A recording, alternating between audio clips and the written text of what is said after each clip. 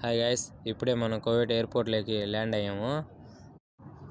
తొందరగా బయటికి వెళ్ళిపోవడమే. ఇంకా ఎగ్జిట్ బోర్డు దగ్గర ఇంకా బోటింగ్ పాస్ అడుగుతారు వాళ్ళు.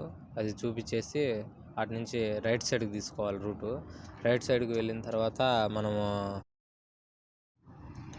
ఇంకా ఈ మాల్ అన్నీ దాటుకుంటూ నిదానంగా కొంచెం ముందరకు పోతే తర్వాత ముందు డౌన్ సదాఫ్లేట్ లిఫ్ట్ ఉంటుంది. ఆ లిఫ్ట్లో మనం కొంచెం కిందికి పోతే ఇక్కడ మనకు ఒకసారి బయోమెట్రిక్ చెక్ చేస్తారు.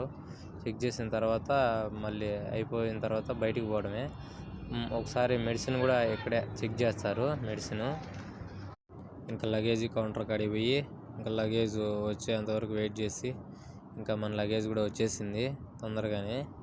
ఇంకా తీసుకొని ఈ అరబానా లాంటి బండిలో పెట్టుకొని తోసుకుంటూ పోవడమే. ఇంకా బయటికి వచ్చేసాము. ఇంకా స్ట్రైట్గా వెళ్ళిపోతే బయటికి వచ్చేస్తాము.